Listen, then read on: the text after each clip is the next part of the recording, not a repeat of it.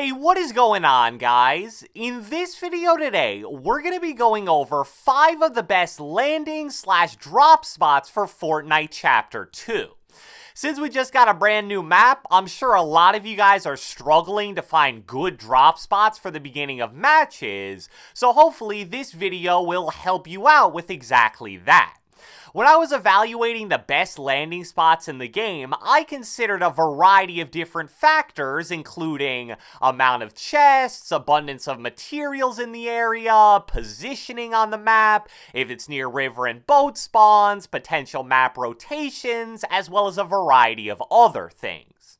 And I think of the 5 spots that I picked, all of them will provide you with really good loot right off the rip, and then you'll see a good mix of more passive landings that are better for arena mode / getting wins, as well as some slightly more aggressive spots that can be used to easily rotate and get a lot of kills on nearby players. So without further ado, let's get right into it. Alright, so the first landing spot in this video is Risky Reels. Risky is just west of Frenzy Farm, and even though it is Risky Reels from the previous seasons, it's actually not a named town on the map, which is definitely a good thing because it's going to lead to less people landing there. Despite the fact that Risky is a very small and compact area, it actually has a total of 13 chest spawns within the town, as well as a 14th chest spawn right outside of it. That may not sound like the craziest thing in the world, but trust me, it kinda is. Just to put that into perspective, Weeping Woods has 11 chests, Holly Hedges has 14 chests, and Slurpy Swamp has 18 chests, and those towns are all 2 to 3 times bigger than Risky, and the chest spawns are way more spread apart and harder to get to. You'll be seeing a clip on the screen right now of me looting all 14 chest spawns in Risky, and the clip itself is sped up to double the speed and has a length of roughly 1 minute and 10 seconds, so in real time it only took under 2.5 minutes to loot all 14 chests, which is insanely fast. Another positive is that it's also a really great area for material farming. For wood, it has a ton of trees, wooden fences, and even a few wooden pallets, and for metal, there's probably about 20 to 30 metal cars smack dab in the middle of the town that give about 40 metal in regular modes and about 5 pickaxe swings. On top of all that, Risky also has a good amount of floor loot spawns, an upgrade bench, and multiple natural spawning campfires. Now, since it's pretty near the middle of the map, I'm not going to pretend that it's going to be uncontested every game, but very rarely will more than 1 or 2 other people land there, and it will be uncontested a decent amount of the time. The next drop spot is one that I think is perfect for a game mode like Arena or regular squads, where your main goal is placement or trying to get a win. The area is called Camp Cod, and it's a relatively small island that's literally all the way at the bottom of the map, so it's not likely to be over-contested in a lot of games, and that's why it's perfect for getting wins. So you're probably thinking, oh, this is a small little outskirts island, what's it gonna have, maybe 6 or 7 chests? Well, it actually has 17 total chest spawns, which is just insane, because that's more than some of the most populated towns in the entire game. The reason why I think it's best as a squad's landing spot is because if you take a look at the chest map of the area, they're kinda spread out a bit, so it's perfect if you have at least one other player to help you loot them. The area itself also has a bunch of weird different sources of wood, brick, and metal, so you also shouldn't really have any problems getting a decent amount of materials, especially in Arena.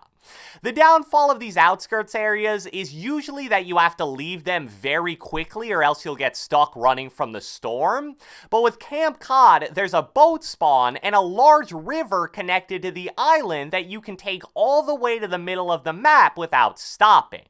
It has great loot, a good amount of mats, good fishing spots, and a great rotation option, so there's a ton of positives here.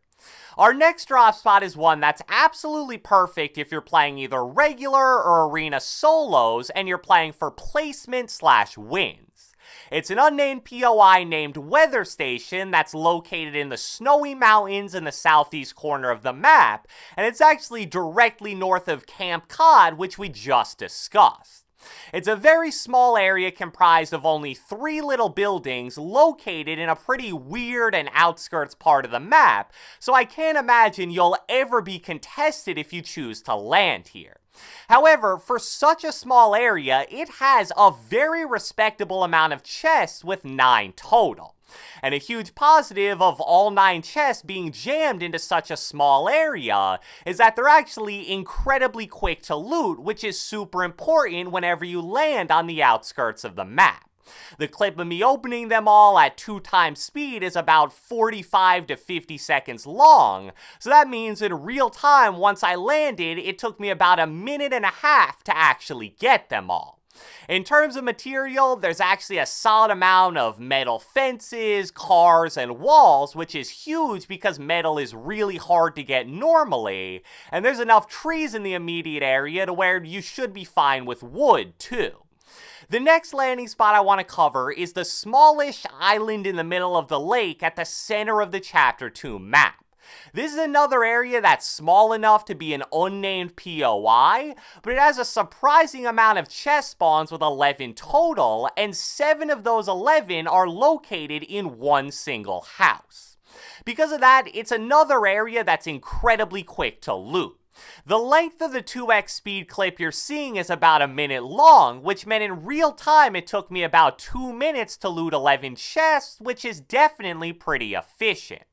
But this area also has a bunch of added bonuses that not many other landing spots on the map have. Since you're surrounded by water, there are multiple different boat spawns in the immediate area, and since pretty much every other river in the game connects to this central area, you can use a boat to quickly rotate to most of the towns that are anywhere else on the entire map. Plus, this is probably the best location in the entire game for fishing. And if you guys haven't realized the importance of fishing yet, let me just tell you that you're missing out. On top of the loot that you'll get from all the chest and floor spawns in this area, you can also easily walk away with a 4 stack of flopper or 3 stack of slurp fish, and those are without a doubt the best healing items in the game right now. Since this area is in the middle of the map, you can expect to be contested a decent amount of time, but again, since it's an unnamed POI, you'll also have plenty of games where you're uncontested. Our final drop spot in this video today is the Farmer's Market, officially known as The Orchard, just north of Frenzy Farm. The things I like about this area are actually very similar to the things I like about Risky Reels. First off, it's another unnamed POI, so odds are that you're either going to be uncontested or very lightly contested in the majority of games you play in.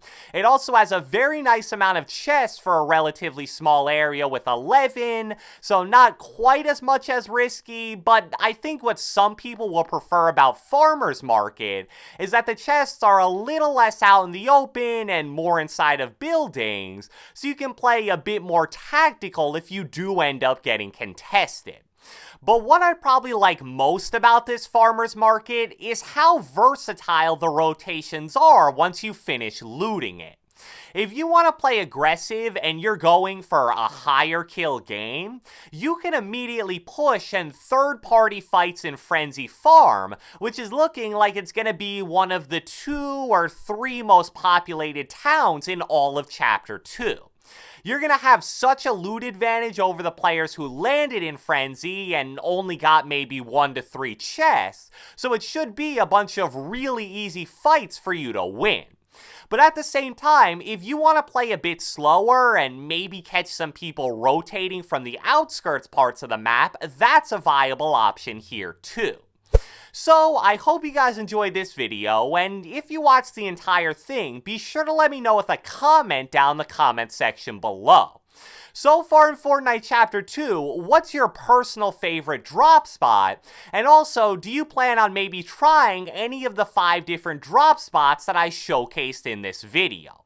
Be sure to leave a like, leave a comment, subscribe, turn on post notifications, do whatever the heck you want, and I will catch you guys next time.